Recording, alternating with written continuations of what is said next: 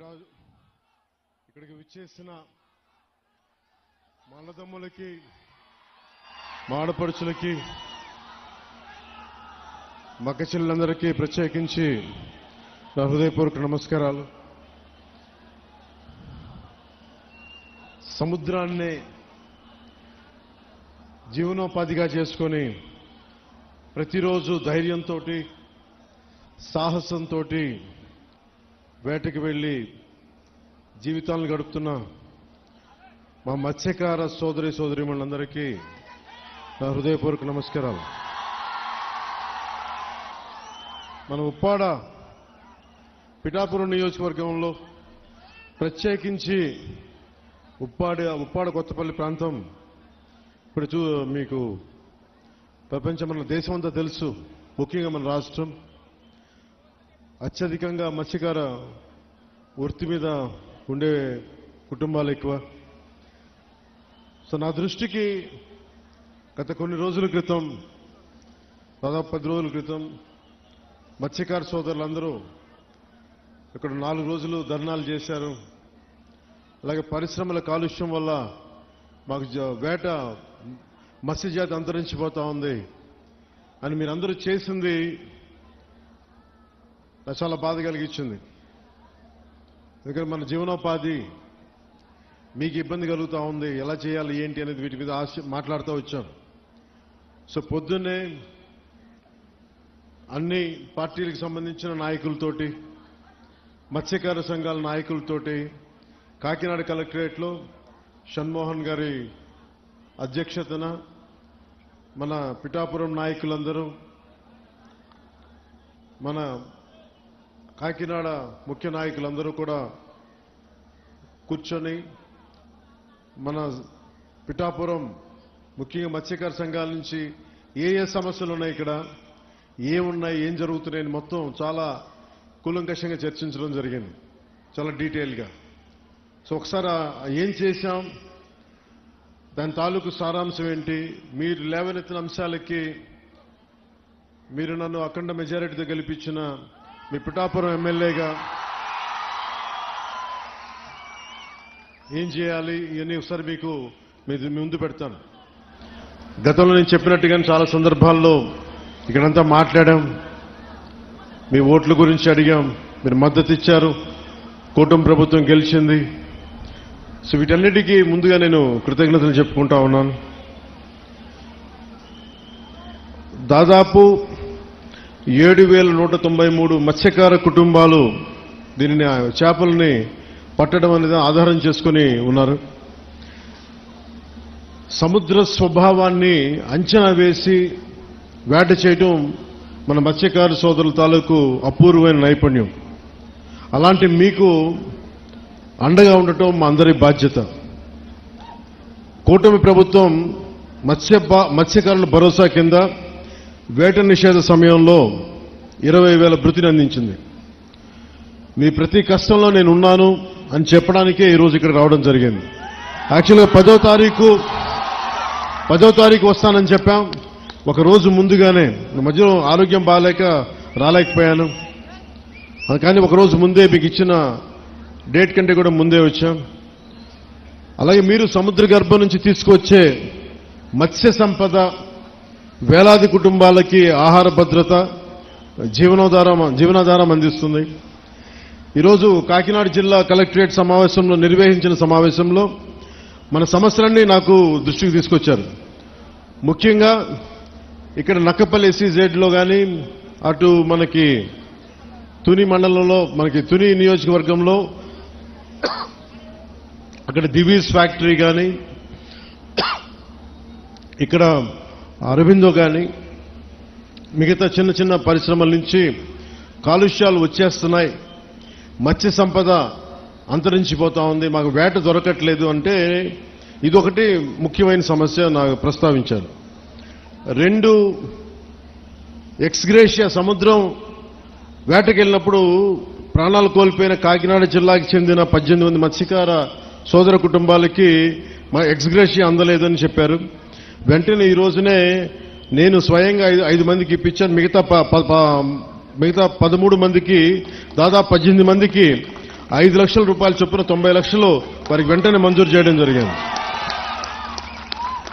So ముందుగా ఈ సమస్యని ఒక మంచి శుభంతో మొదలు పెడదామని. ఒకటి పొల్యూషన్, మన చేపలు మత్స్య సంపద కొంచెం దెబ్బతింటా ఉందని అదొక దృష్టికి పట్టుకొచ్చారు.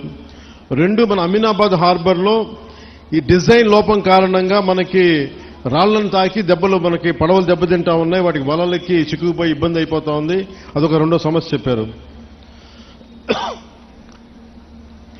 అలాగే 3వది ఉప్పాడ సీ ప్రొటెక్షన్ వాల్ గురించి మాకు ఇంత జరుగుతూ ఉంది, దీనికి మీరు ఏం చేయబోతున్నారనేది. ఇంకొకటి, ఇక్కడ మనకి మత్స్య సంపద దొరకనప్పుడు మేము అంతర్వేదికి కానీ మచిలీపట్నం కానీ మిగతాటి నిజాంపట్నం వైపు వెళ్తా ఉంటే మాకున్న సమస్యలు, అక్కడ స్థానికంగా ఉండే మత్స్యకారుల సంఘాలతో మా గొడవలు వస్తున్నాయి, దీని మీద ఏం చేస్తారనేది ముఖ్యంగా ఈ 3 సమస్యల మీద ప్రస్తావించడం జరిగింది. దీంతో పాటు దానికి అనుబంధ సమస్యలు. సో నేను మీ దృష్టికి తీసుకొస్తుంది, ముందుగా కింద నుంచి రావాలా,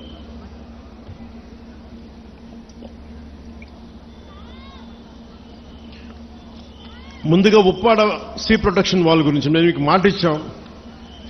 అలాగే మనది ఇంకో గ్రామం పేరు ఏం చెప్పారు, మర్చిపోయారు, కోనపాప, మూలపేట, కోనపాపపేట.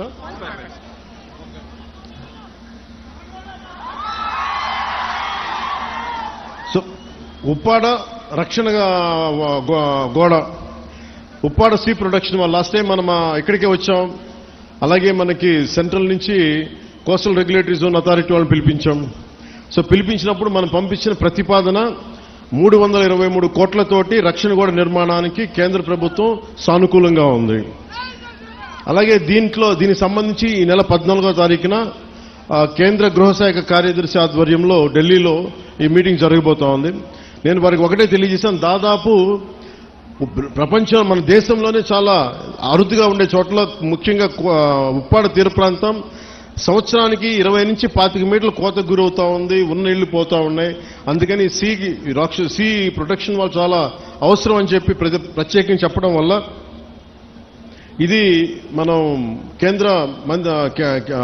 మన సెంట్రల్ హోమ్ మినిస్ట్రీకి చెప్పడం జరిగింది. ఇది 14న మీటింగ్ జరుగుతారు.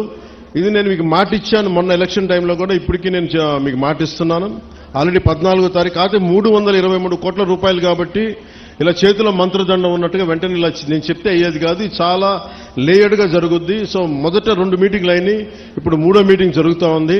ఖచ్చితంగా నా నమ్మకం 323 కోట్ల రూపాయలు కేంద్ర ప్రభుత్వం మనకు సీ ప్రొటెక్షన్ వాళ్ళకి ఇవ్వబడుతుంది. ఇది నేను మీకు మాట ఇస్తున్నాను. నేను కింద పడతానో మీద పడతానో ఇబ్బందులు పడతానో, నేను మన కోసం, మన మత్స్యకారు కుటుంబాల కోసం, మన ఉప్పాడ తీర ప్రాంతం కోసం, మన పిఠాపురం కోసం నేను మీకు మాట ఇస్తున్నాను. ఉప్పాడ సీ ప్రొటెక్షన్ వాల్ ఖచ్చితంగా నిర్మించడం జరుగుద్ది. దానికి నిధులు కూడా ఎలాగ మనకి కేంద్ర ప్రభుత్వం నుంచి వచ్చేలాగా ఆల్రెడీ మనకి కేంద్ర ప్రభుత్వం సానుకూల తెలియజేశారు. కానీ అది 320 కోట్లు ఇవ్వాలా లేదా 250, వాటి మీద ఊగిసలాడుతూ ఉంది మనకి మాటలు. సో నేనేం కోరుకున్నానంటే 323 కోట్ల రూపాయలు మీరు దయచేసి ఇవ్వండి అని చెప్పి మన సాధక బాధలని వారికి తెలియజేశాను. అదొకటి. ఇవి కాకుండా రాష్ట్ర విపత్తు నిర్వహణ సంస్థ మరియు మహాత్మా గాంధీ జాతీయ ఉపాధి హామీ పథకం ద్వారా ఉప్పాడ నుండి కొనపాపపేట వరకు వచ్చే ఈ మన 5,65,00,000 రూపాయలతోటి తీర రక్షణ పనులు చేపడుతున్నాం. దాంట్లో భాగంగా పనులు కొంత ప్రారంభమైనవి. సో ఇది మీ దృష్టి కూడా తీసుకొస్తా ఉన్నాం. అలాగే మనకి మత్స్య సంపద వేరే చోట్లకి వెళ్తున్నాం, వీటన్నిటి గురించి మాట్లాడితే. అలాగే మన కొల్లు రవీంద్ర గారితో మాట్లాడాం. ఆయన ఆధ్వర్యంలో నిన్న ఫిషరీస్ వాళ్ళు మీటింగ్ చేశారు మంత్రివర్యులతోటి. అలాగే రాజోల్ ఎమ్మెల్యే శ్రీ వరప్రసాద్ గారిని కూడా ప్రత్యేకంగా అంతర్వేది మత్స్యకార సమావేశాలతో ఏర్పాటు చేశారు.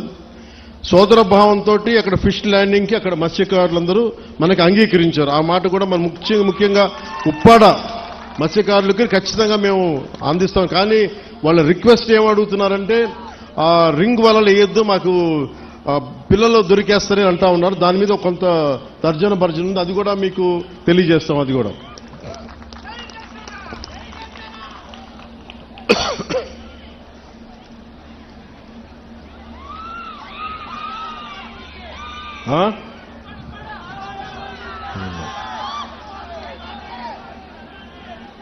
అలాగే పొల్యూషన్కి సంబంధించి కొంచెం డీటెయిల్గా మాట్లాడతాను మీతో. అసలు వాతావరణ కాలుష్యం అనేది ఇది చాలా ఇబ్బందికరమైనది అయిపోయింది. ముఖ్యంగా పరిశ్రమల వల్ల నుంచి వచ్చే విడుదలయ్యే రసాయనాలు కానీ, వాయు కాలుష్యం కానీ, శబ్ద కాలుష్యం కానీ, లేదంటే మనకి నీటి కాలుష్యం కానీ, దానికి సంబంధమైన ప్రతి కాలుష్యం కూడా చాలా ఇబ్బంది పెడతా ఉంది. సో నేనేం మాట్లాడానంటే, మత్స్యకార సంఘాల దగ్గర నుంచి, నాయకుల దగ్గర నుంచి, మన మూలాపేటలో కానీ వీళ్ళుండే ఎన్జిఓలు అందరూ కూడా మాట్లాడుతూ ఉంటే, అందరూ మన మత్స్యకార కులాల నుంచి వచ్చిన వాళ్ళు మాట్లాడుతుంటే నాకు ఒకటే తెలియజేశారు, మేము పరిశ్రమలకి మేము వ్యతిరేకం కాదు, పరిశ్రమలు రావాలి, కానీ అది మా జీవనోపాధిని దెబ్బతీయకూడదు. ఇది నాకు ప్రత్యేకంగా తెలియజేశారు.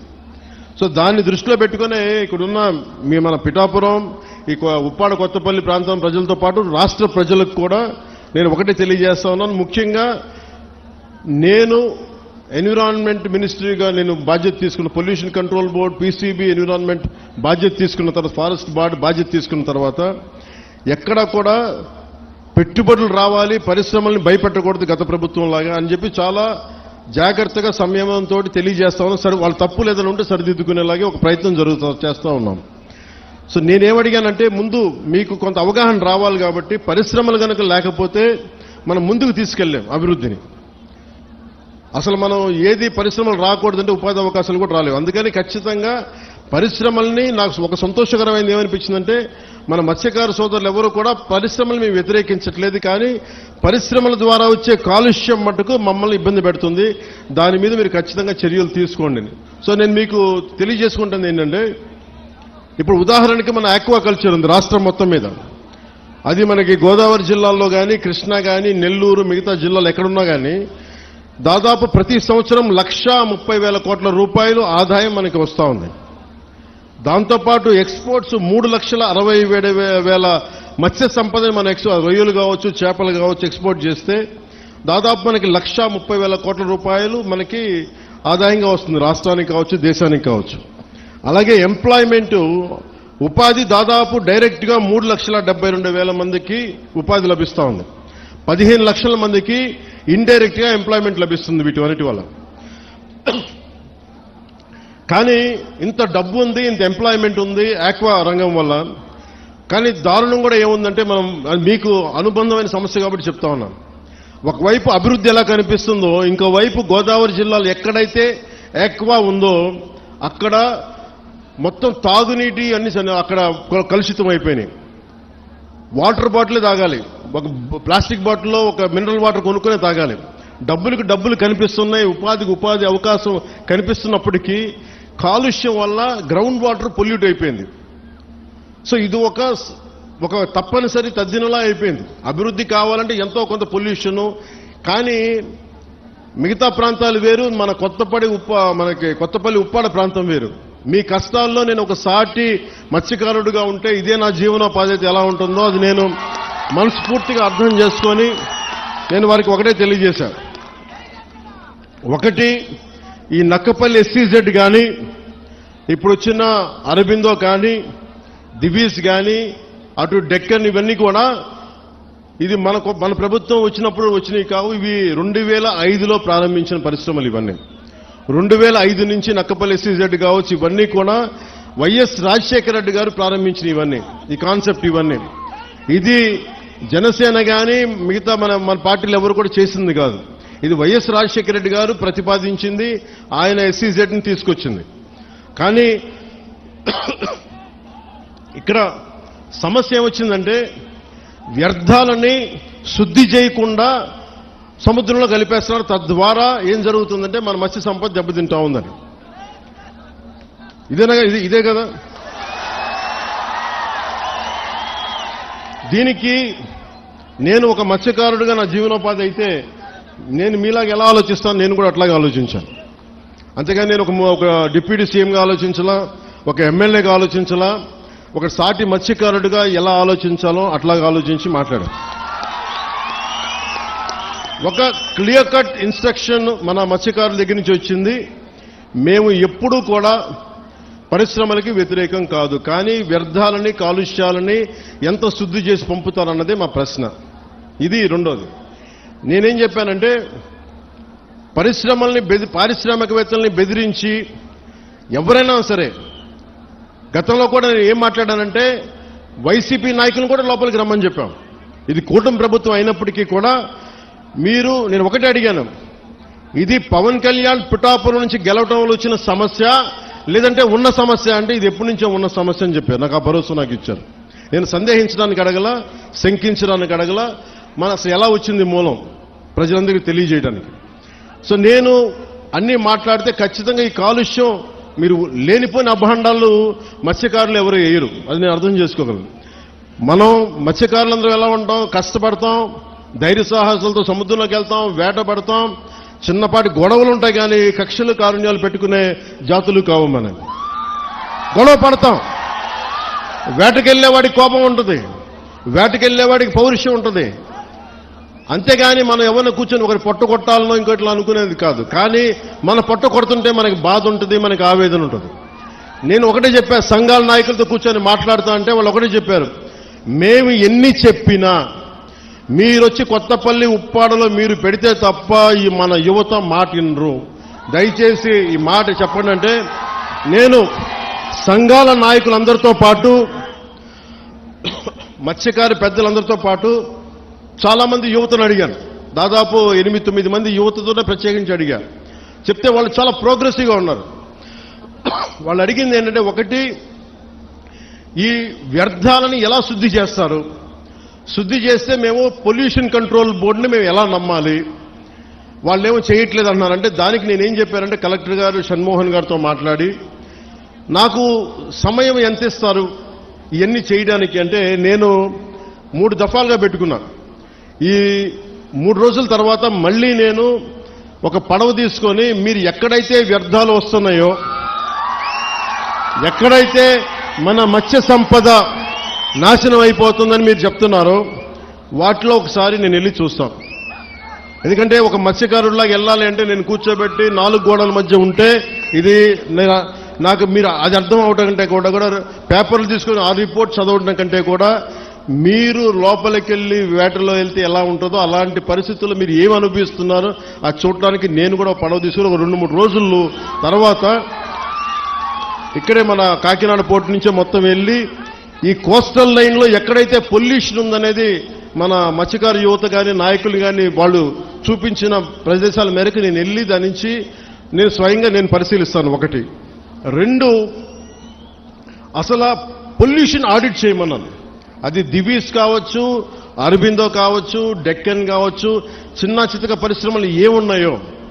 అలాగే నిమ్మకాయల చినరాజప్ప గారు కూడా మాట్లాడుతా పెద్దాపురం నుంచి ఆయన కూడా ఏమన్నారంటే, సార్ ఇక్కడ ఇది ఒక్క సమస్య కాదు, దాదాపు 27,000 మంది ప్రత్యేకించి ఒక పరిశ్రమ ఉంది పెద్దాపురంలో, అది కూడా కాలుష్యం కాలువల్లో వదిలేస్తున్నారు. ఆ కాలువలు మనం ఉప్పాడ దాకా వచ్చేస్తున్నాయి, కాకినాడ దాకా వచ్చేస్తున్నాయి, మొత్తం పంట పొలాల్లోకి వెళ్ళిపోతుంది ఆ కాలువ, ఆ నీళ్లు. దానివల్ల అదే భూమిలోకి ఇంకిపోయి అదే మనం ధాన్యం కూడా తింటా ఉన్నాం, దానివల్ల ఒళ్ళు కూడా పారైపోతుంది, క్యాన్సరస్ అవుతుంది అనేది.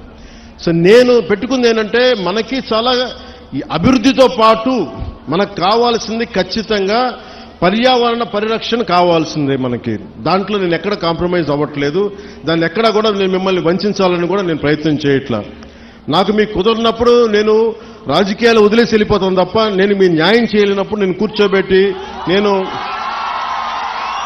నాకు నిజంగా మీ గుండెల్లో పెట్టుకున్న అభిమానం కంటే కూడా నేను పదవులుగా నేను చూడను. కాకపోతే ఈ పదవి ఉన్నది చాలా మందితో కూర్చొని సామరస్యపూర్వకంగా ఎలా పరిష్కారం చేయాలి అన్నదే నా తపన. సో నేనేం చెప్పానంటే ముఖ్యంగా నేను చెప్పింది ఏంటంటే అసలు ఎంత పొల్యూషన్ జరుగుతుంది ఆ ఆడిట్ని ఒకసారి చేయమని చెప్పాం. ఆడిట్ చేద్దాం, అసలు ఎంత కాలుష్యం ఉందనేది చెప్తే అందరూ అడిగారు. షణ్మోహన్ గారు మొత్తం సంఘాల నాయకులందరితో మాట్లాడి అక్కడ ఉన్న యువతతో కూడా మాట్లాడి ఈరోజు దాదాపు 100 మంది పైగా వచ్చారు. వాళ్ళందరితో మాట్లాడి మీ ప్రతినిధులుగా మేము అడిగింది ఏంటంటే షణ్మోహన్ గారు కలెక్టర్ గారు కనీసం మాకు 100 days టైం ఉంటే దీని మీద యాక్షన్ ప్లాన్ చేద్దామని ఒకసారి, అంటే ఎలా చేద్దాం దీనికి సంబంధించి. ఎందుకంటే మీరు బోట్లు దెబ్బతినకూడదు, మీకు మీ వేటకి ఇబ్బంది పడకూడదని దీనికి ఏం చేయాలంటే ఒక ప్రాపర్ యాక్షన్ ప్లాన్ ఒక 100 రోజుల సమయం అని అడిగాం. సో మిమ్మల్ని కూడా నేను ప్రతిపాదిస్తుంది, మిమ్మల్ని అభ్యర్థిస్తుంది, మీ అందరినీ వేడుకుంటుంది. మాకు కనీసం ఒక 100 రోజుల సమయం కనుక మీరు ఇస్తే దీనికి ఒక రోడ్ మ్యాప్, ఒక ప్లాన్ క్రియేట్ చేసి మీ ముందు పెట్టి మీ అందరి అనుమతితోటే మనకి ఉపాధి అవకాశాలు ఉంటూనే మనకి కాలుష్యాన్ని ఎలా నివారించాలి అన్న దాని మీద నా ప్రణాళికకి నాకు కనీసం ఒక 100 రోజుల సమయం కావాలి. ఆ 100 రోజుల సమయాన్ని మిమ్మల్ని ఇమ్మని నేను ఆర్థించడానికే నేను ఈరోజు మీ ముందుకు వచ్చాను. నాకు ఒక 3 నెలల నుంచి 100 రోజుల సమయం కావాలి. సో మీరు ఆ 100 రోజుల్లోపు నేను ఒక రోడ్ మ్యాప్, ఒక పరిష్కార మార్గం, అవసరమైతే దీన్ని క్యాబినెట్లో మాట్లాడతాం, లేదంటే అసెంబ్లీలో కూడా మాట్లాడి మీకు న్యాయం జరిగేలాగా నేను ముందుకు తీసుకెళ్తాను. మీ అందరికీ నేను మనస్ఫూర్తిగా మీకు తెలియజేసుకున్నాను. సో నాకు 3 నెలల సమయం మిమ్మల్ని, ఇది ప్రజాస్వామ్యం, నేను 4 గోడల మధ్య కూర్చొని నేను అడగట్లా. నాకు ఒక 100 రోజుల సమయం కావాలి. ఏం చేద్దాం చెప్పండి, అవునా కాదా? 100 రోజులు సమయం ఇస్తున్నారా? నాకు ఇస్తున్నారా? 100 రోజులు సమయం ఇస్తున్నారా లేదా నాకు చెప్పాలి. అలా కుదరదు నాకు. ఎందుకు చెప్తా, మీరు 100 రోజుల సమయం ఇవ్వకపోతే, మీరు 100 రోజుల సమయం ప్రాక్టికల్గా మీరు ఆలోచించండి. 100 రోజుల సమయం ఇవ్వకపోతే, ఎందుకంటే రాత్రికి రాత్రి పొల్యూషన్ ఏం జరుగుతుందో మనం ఆడిట్ చేయడానికి కూడా చాలా టైం పడుతుంది. ఆడిట్ చేసిన తర్వాత వ్యర్థాలు ఉన్నాయి అంటే వీళ్ళకి ఎందువల్ల వ్యర్థాలని విడుదల చేస్తున్నారు? ఎందుకంటే మీరు 4 రోజులు ధర్నా చేస్తే 5వ రోజు పరిష్కారం నిజంగా రాదు.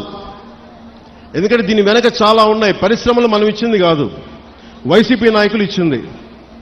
వైసీపీ నాయకులు ఇచ్చిన పరిశ్రమలు మన కూటమి ప్రభుత్వం వచ్చిన తర్వాత వచ్చిన పరిశ్రమలు కాదు. సో అందుకని అలా అని చెప్పి వాళ్ళలాగా భయపెట్టి పారిశ్రామికవేత్తలను భయపెట్టి పారిపోతే అది దేశపరంగా ఇంకోలాంటి సంకేతాలు వెళ్తాయి, అదో ఇంకో సమస్య ప్రారంభమవుద్ది. సో మేము ఆలోచిస్తుంది వయా మీడియాగా మధ్యలో పొల్యూషన్ రాకుండా, మన మత్స్య సంపద చనిపోకుండా ఎలాంటి పరిష్కారం వెతకాలి. అలాగే ఓఎన్జీసీ వాళ్ళు మనకి కొంత కాంపెన్సేషన్ పే చేస్తూ ఉన్నారు, ప్రతి నెలకైనా అడుగుతూ ఉన్నారు.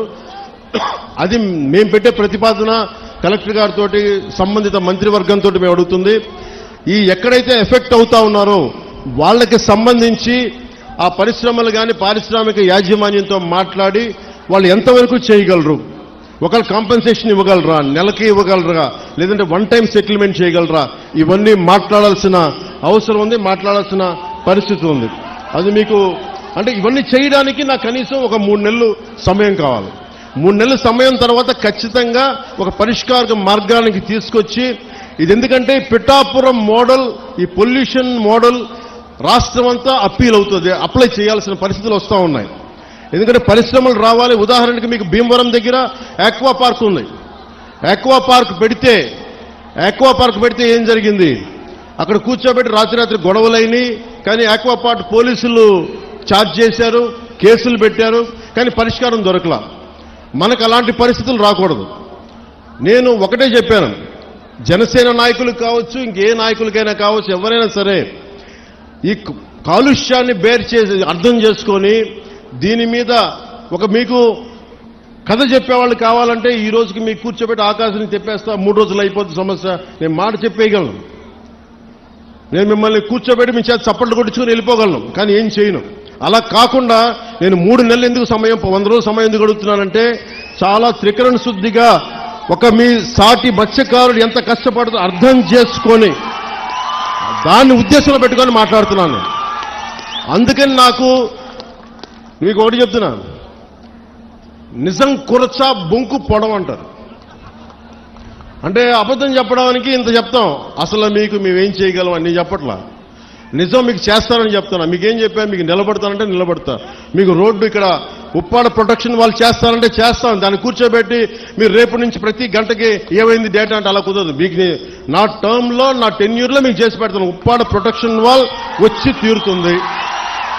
అలాగే అది నేను మన అమిత్ షా గారితో, మోడీ గారితో మాట్లాడుకుని తెప్పించగలను. ఇది చాలా మంది సంబంధించిన వ్యక్తులు, పారిశ్రామికవేత్తలు. దీనికి ఎందుకు 100 రోజులు అడుగుతున్నాను చెప్తా మీకు. అన్ని నా చేతుల్లో లేవు. ఇండస్ట్రీస్ మినిస్టర్తో మాట్లాడాలి, ఫిషరీస్ మినిస్టర్తో మాట్లాడాలి, అలాగే కూర్చోబెట్టి మనకి ఏవైతే ఈ షిప్పింగ్ ఇండస్ట్రీ వాళ్ళతో మాట్లాడాలి. అలాగే మనం కూర్చోబెట్టి వాళ్ళు అడుగుతుంది ఇంకోటి ఏంటంటే, మాకు ఎంత డ్యామేజ్ జరుగుతుంది, వాస్తవాలు, దీని పొల్యూషన్ కంట్రోల్ బోర్డుతో కూర్చోవాలి. ఇవన్నీ కూర్చొని చేసే వరకు అందుకు నాకు ఒక చాలా కలెక్టర్ గారు కూడా మీకు షణ్మోహన్ గారు కూడా తెలుసు పాప ఎంత కష్టపడి చేస్తా ఉన్నారు మనందరి కోసం, పిఠాపురం అభివృద్ధి కోసం. మన పాడా యాక్ట్ మన చేశాం, మనకి డెవలప్మెంట్ బోర్డు పెట్టాం పిఠాపురంకి. ఇన్ని సంవత్సరాలు ఎప్పుడు జరగల. అందుకని మీరు నా మీద నమ్మకం ఉంచి మీరు రోడ్ల మీదకి వచ్చి మీరు గొడవలు చేస్తే నేను వస్తా, మీరు తిడితే నేను పడతా. మీరు మీ ఇంట్లో కుటుంబ సభ్యుని కాదు ఇంకెవరిని తిడతారు, బయట ఉండి తిట్టరు కదా. నేను ఎమ్మెల్యే అంటే ఏదో కూర్చోబెట్టి నేనేదో కిరీటాలు పెట్టుకుని నేనేం లేను. మీరు మాట పడితే భుజాల మీదకి ఎత్తుకున్నప్పుడు నా భుజం మీద దెబ్బ కొడితే నేను భరిస్తాను, ఎందుకంటే మీరు నా కుటుంబం.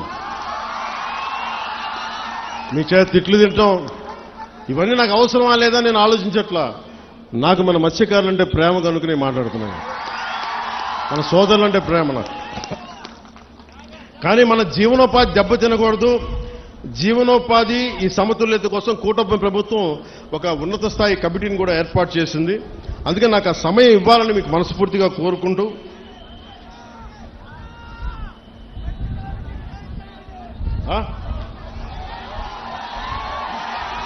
ఒక్క నిమిషం మీరు ఒక్కళ్ళే మాట్లాడండి.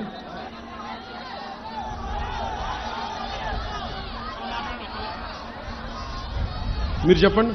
మీరే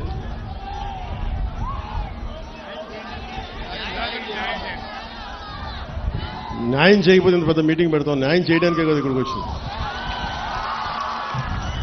కాకపోతే ఒకటి చెప్పాను, పారిశ్రామికవేత్తల్ని ఎవ్వరు కూడా రాజకీయ నాయకులు దయచేసి మీకు న్యాయం చేస్తామని చెప్పి మిమ్మల్ని ఎగదోసి పబ్బం గడుపుకుంటే మీరు దయచేసి అలాంటి వలలో పడకండి.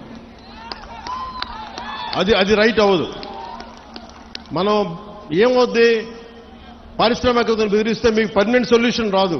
మీ అందరికీ తల 10,000 25,000 పడేసి నాయకుల కింద ఇచ్చేసి చేతులు దులుపుకొని వెళ్ళిపోతాను. నేను అలాంటి చేయడానికి రాలా, అలాంటి నేను చేయను. అవసరమైతే ఉప్పాడులోకి వచ్చి మీ చేత తిట్లు తినడానికి సంసిద్ధంగా ఉంటాను తప్ప నేను అలాంటి బ్యాక్ డోర్ పనులు నేను చేయను. సో అందుకని మీ అందరికీ మీరు నా మీద నమ్మకంతో ఉండండి. నేను మళ్ళీ 2 రోజుల తర్వాత 3 రోజుల తర్వాత కరెక్ట్గా నేను మళ్ళీ వచ్చి ఒకసారి పొల్యూషన్ నేను చూసి మీకు ప్రతి 10 రోజులకు ఒకసారి నేను మీరు ఒక కమిటీని ఏర్పాటు చేయండి. నేను అది అలాగే మత్స్య పరిశ్రమల్లో కూడా స్కిల్ డెవలప్మెంట్ గురించి ఒకటి మాట్లాడమని చెప్పాను. ఉపాధి అవకాశాలు ఇవన్నీ కూడా నేను మాట్లాడతాను. కాకపోతే ఇది ప్రిలిమినరీ మీటింగ్, మొదటి మీటింగ్ ఇది. నేను ఇక్కడికి వచ్చింది మీరు భయపడకండి, మీ సమస్యని సంపూర్ణంగా అర్థం చేసుకున్నాం. ఒక డిప్యూటీ సీఎంగా కాదు, ఎమ్మెల్యేగా కాదు, మీలో ఒకటిగా నేను ఉన్నాను అని చెప్పడానికి వచ్చాను ఇక్కడికి.